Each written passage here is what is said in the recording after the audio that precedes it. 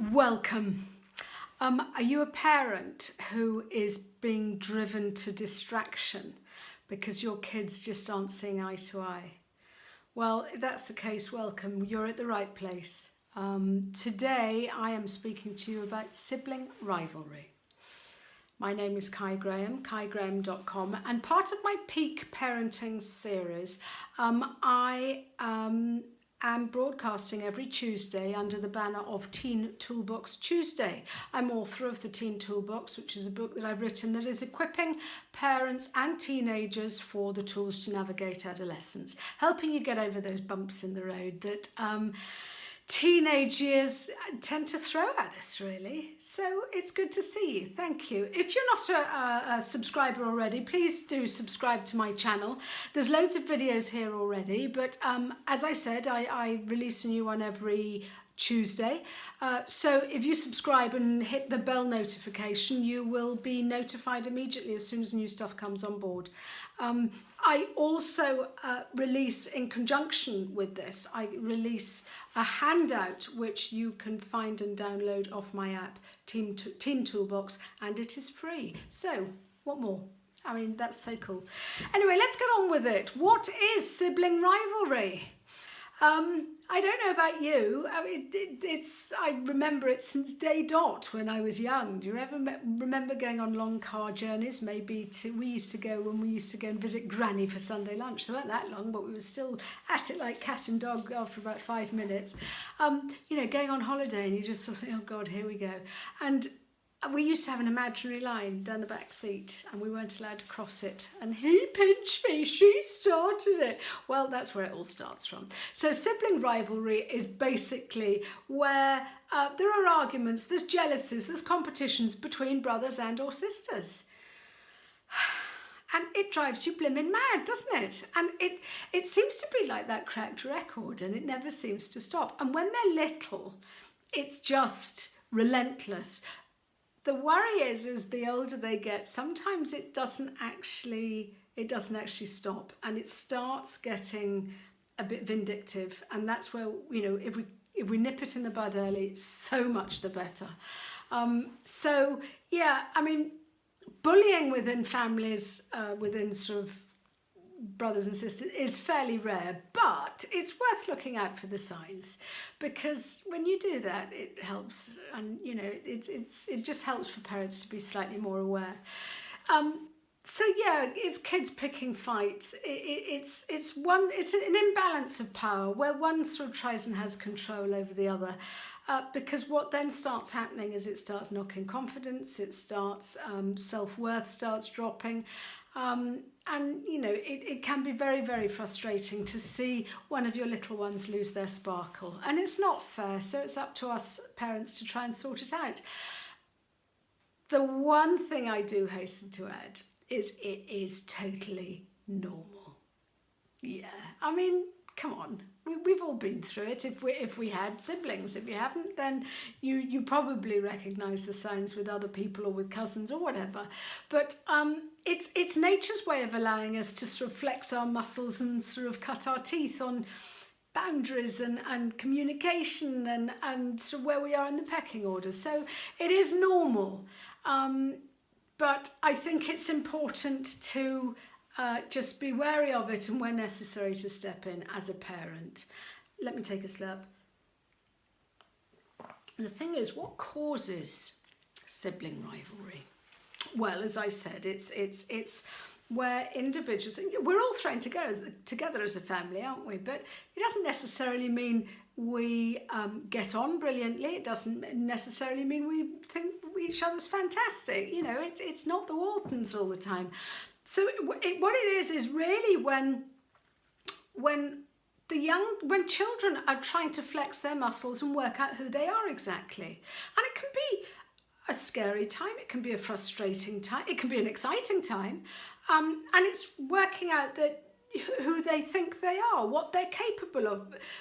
Maybe they shine in a certain area, whatever it is. So it's when your child is just learning about their sort of individuality, first sort of signs of it is when maybe there's a new baby that comes on the scene and that little 2-year-old has suddenly realised, hang on a minute, I'm not the centre of the universe any longer. And it can start as early as that. And we've seen it all in the, when little ones are playing, as they start snatching toys and they start not wanting to share, and someone might go through a biting phase. Oh my God, I just remember it all so well. But it's when we start working out who we are and working out our own individuality, if that makes sense. And that's where it happens. If we think about that, sort of all our actions and all our behaviours have a positive intention, which invariably they do. We might not be able to recognise it all the time, but if you as a parent go in with the thought that every action and behaviour has a positive intention, then that's actually a bit of an eye-opener. So why is child A knocking 7 bells out of child B? Or why are they pinching each other? Or why are they, snatching? And do you know what? It stems from the child with the most control invariably feels threatened. And so they're trying to exert their authority, their own power, whatever it is. And 9 times out of 10, in fairness, it's because they're not getting your attention. Sit with that one for a minute. Invariably, sibling rivalry comes from a child feeling threatened that their relationship with you, the mum or the dad, that their relationship is, or the carer, primary carer, gosh, families are so different nowadays, that their relationship with you is feeling threatened. And if you think of it that way, then some of the solutions I'm going to give you are really quite easy to implement. So that's worth bearing in mind.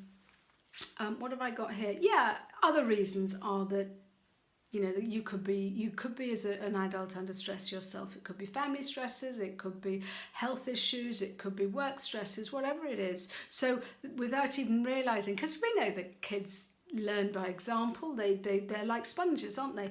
So invariably, if there's something going on just outside of home and you think that you're really covering it from the kids really well, they spot it at 100 paces. And when there's angst and slight sort of undercurrents at home, sibling rivalry kicks in as well. Because it's, well, mum and dad are fighting, or I can do it too, or mum's always stressed, so I can do it too. So just watch that one. But it is worth looking at the positive intention. And sibling rivalry seems to have so many negative connotations, but if you think, well, what is it? Why is my little one or not so little one doing this? Then if you do think of their positive intention, what is it that they're trying to achieve here? It does help. So what is our role as a parent? What as a parent can you do? Well, invariably, I would say, if you want your child to learn, if you want your child to grow, if you want your child to be independent and confident and to be able to cope with the lumps and bumps and the curveballs that life throws at them, I wouldn't step in too quickly. Because as I've said, all this, they're cutting their teeth, they're flexing their muscles, all this is normal. If you're going to wrap them up in bubble wrap and oh, no, we can't have that, and oh, everything's got to be Pollyanna here. If that's your approach, they're not going to learn terribly much about compromise, about respect, about conflict.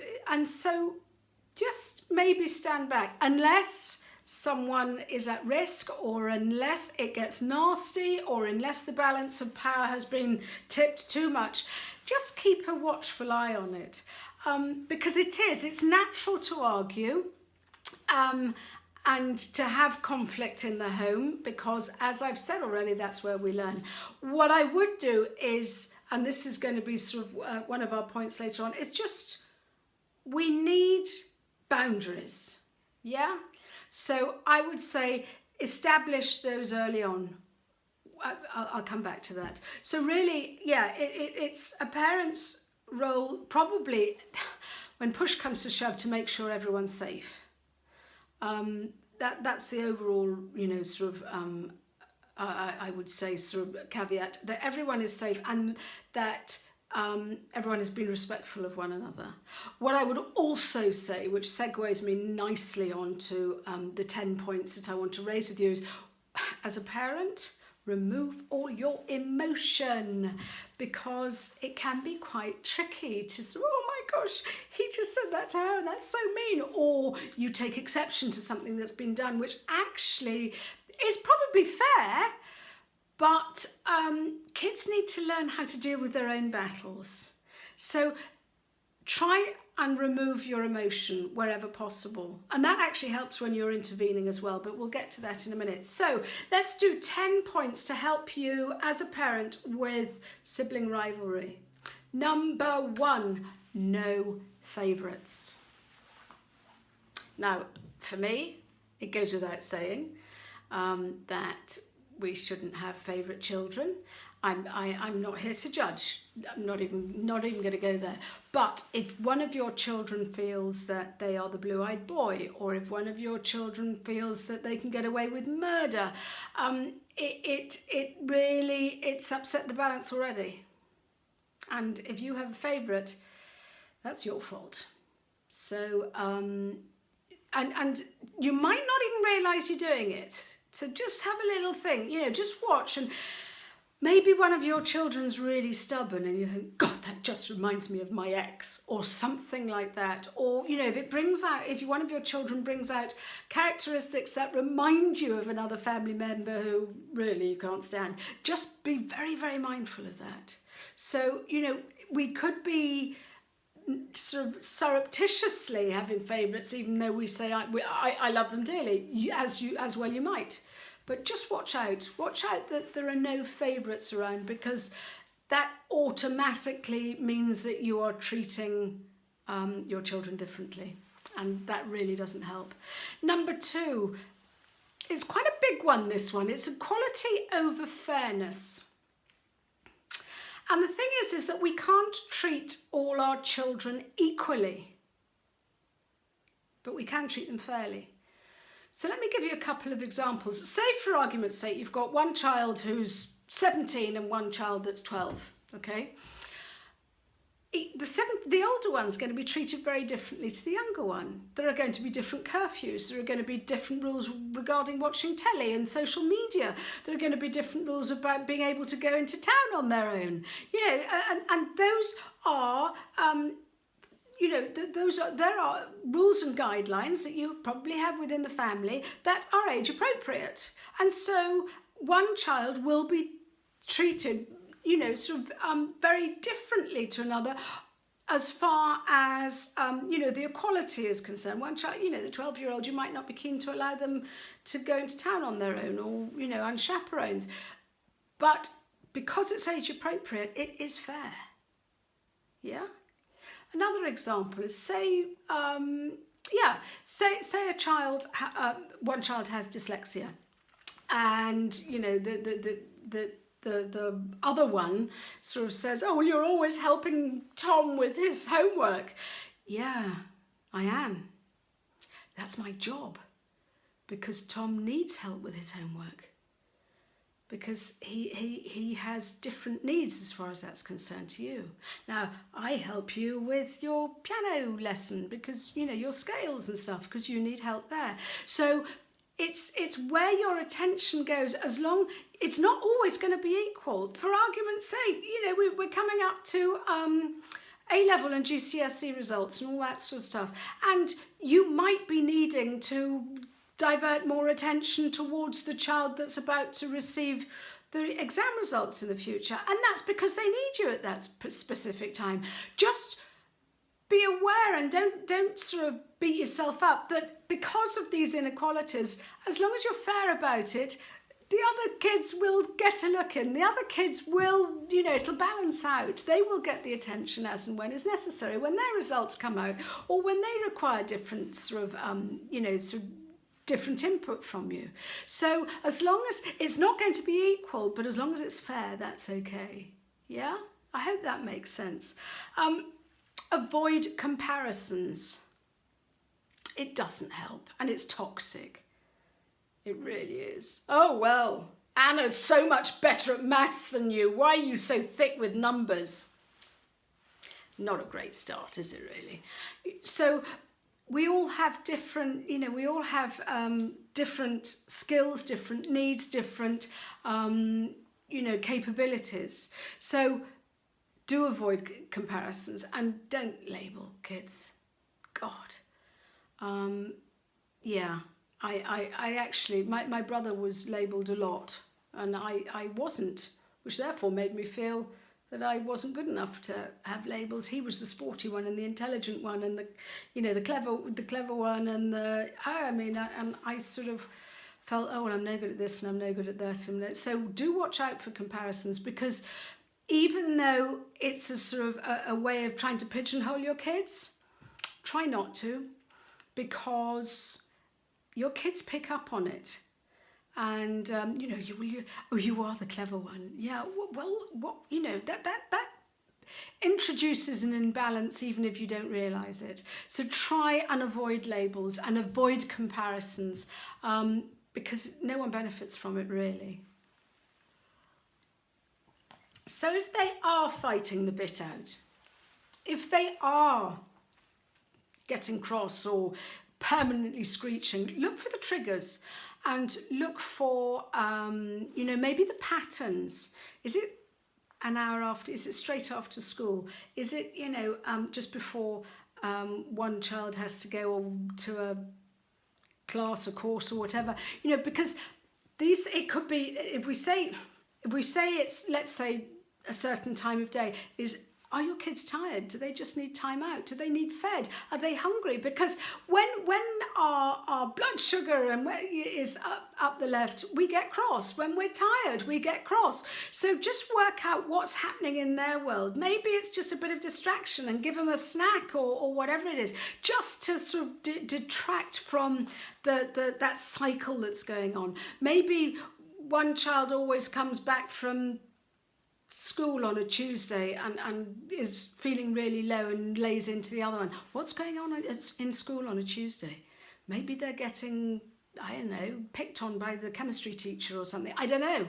But just look for the patterns and look for the triggers. Maybe it's whenever the older child has a mate round and they sort of permanently tease the younger one. Whatever it is, look out for that trigger. And if that's the case, maybe the younger child needs your attention. Oh, come on, whilst they're doing that, why don't you and I do this? Because it's just pulling people out of that cycle of what's going on. So have a look at that. And just see, is it the time of day, or is it something that's happened, or is it something that's familiar?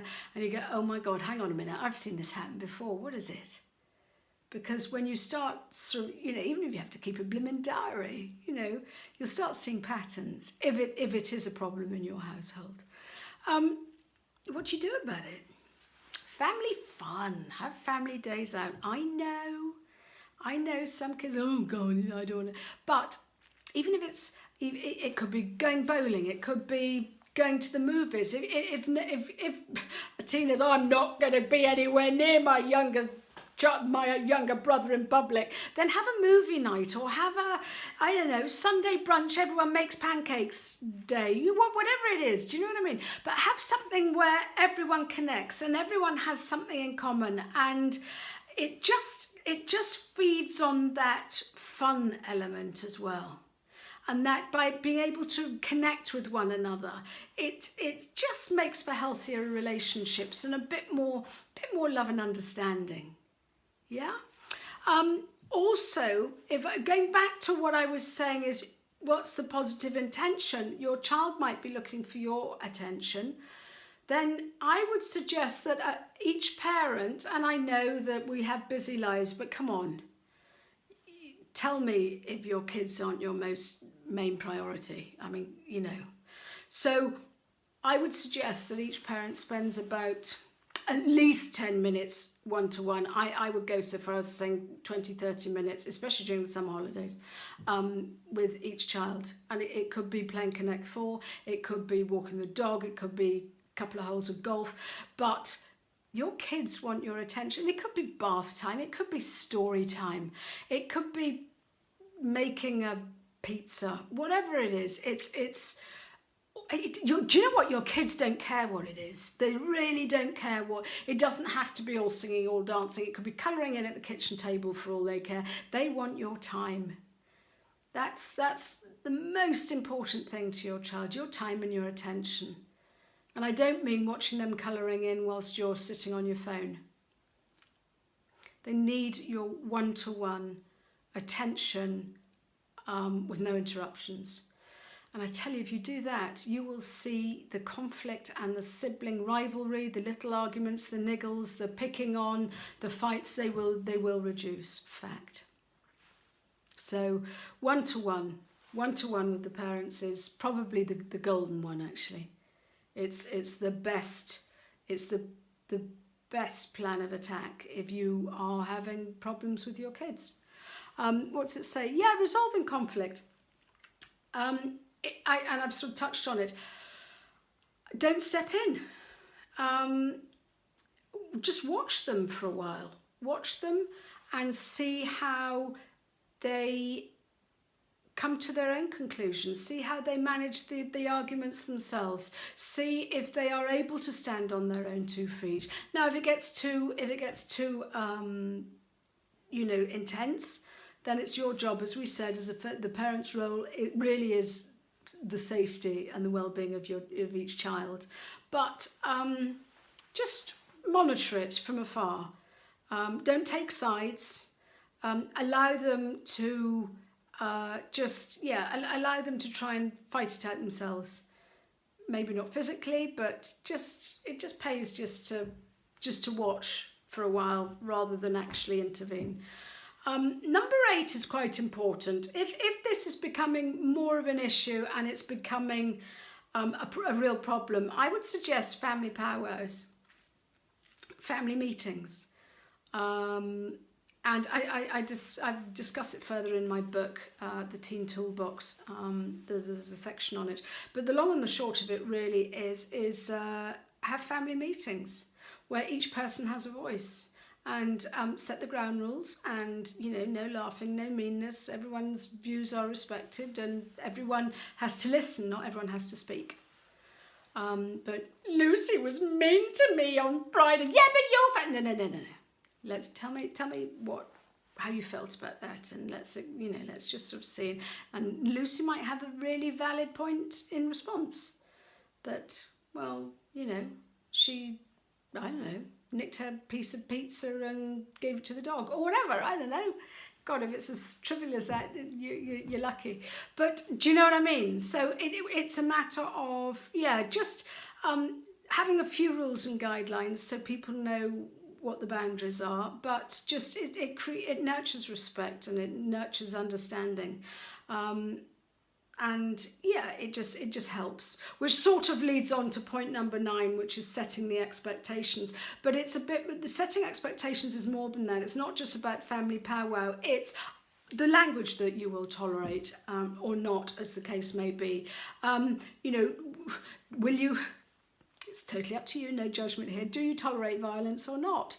Do you what are the ground rules? Tell them by managing your expectations is voicing with your children. If you do something that's bang out of order, you've got to suffer the consequences. Actions have consequences. So it's just sort of if you do X, you will be grounded, or if you do Y, you will be sent to your room, so that there's no sort of, oh my God, you never said that was going to happen. If the ground rules are set firmly in stone early on, then it actually sometimes makes it sort of draws a line in the sand, and it stops them from sometimes overstepping the mark. And but by managing expectations, by having ground rules and boundaries and all that sort of stuff, it just makes sure that everyone knows what's what, and what's acceptable and what's not acceptable. It's a bit like, I don't know, being a member of the golf club. You can't wear trainers, or you can't wear denim, or you have to wear a collar and tie on a certain day. I don't know, but you know what? People have rules and regulations all over the place, so it doesn't do any harm having them at home as well. And it's just managing your expectations. And finally, I've said leave them to it, which we have sort of said before, but it's a matter of allowing them to learn from what's going on.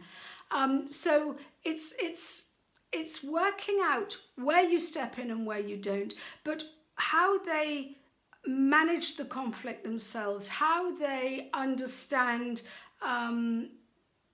It's leave them to it. I guess I'm sort of probably repeating myself, but it's allowing them to flex their muscles to the extent and creating their own decision-making process.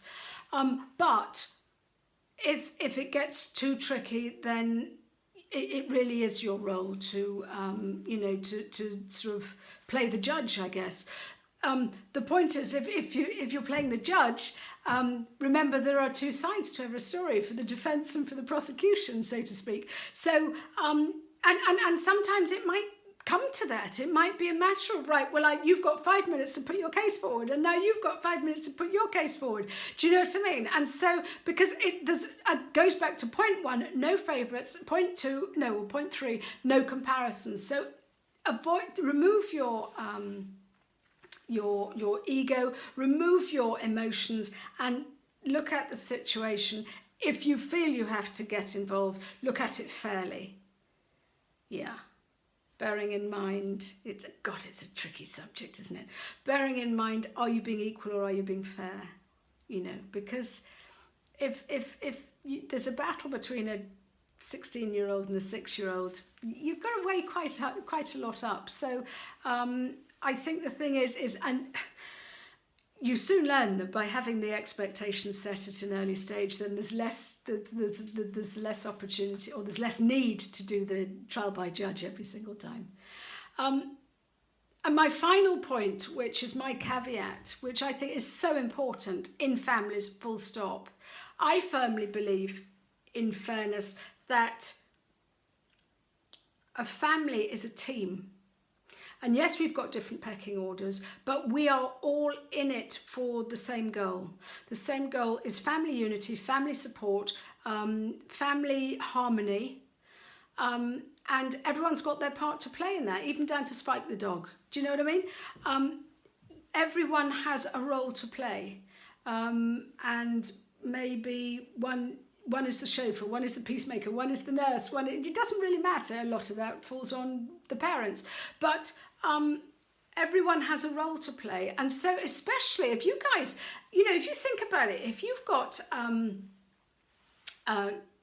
older and younger siblings, at schools they have buddy systems, right, where the older ones look after the younger ones. How about that? Tell the older child, listen, yes, she's annoying the hell out of you, I get that, but you were there once, and you're her role model. She looks up to you.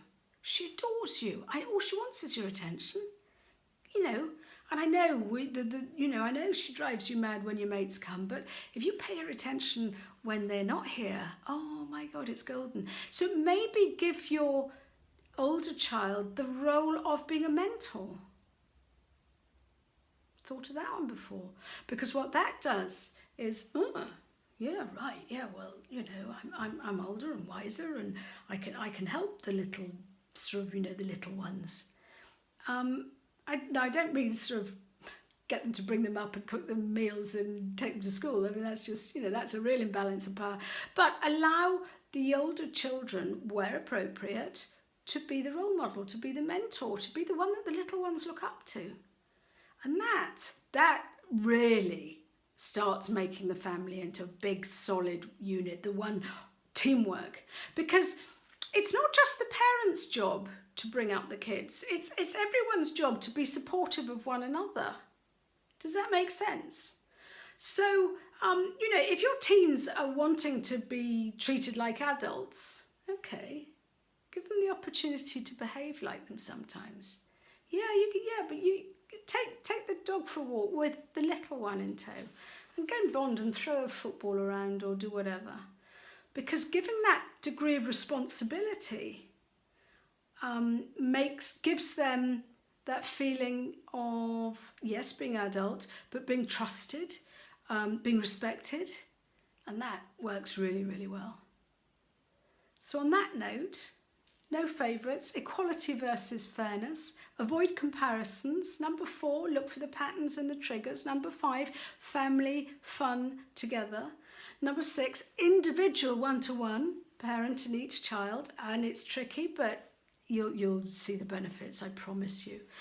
Number 7, how to resolve conflict.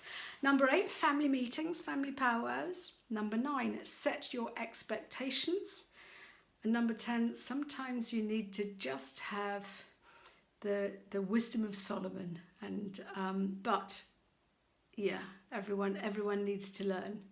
So allow everyone to learn from what's going on. And on that note, I thank you very much. If you want to, please leave a message below. If you haven't subscribed already, please do so, and share this around, because there are parents out there that just need support. I get it. I've been there. And it's hard. No one gave us an instruction manual. And to me, this and my book, my Teen Toolbox series, be it through the app, the book, and the videos, it's the next best thing. So jump aboard and join in, and you're very, very welcome. So thank you so much. Bye-bye.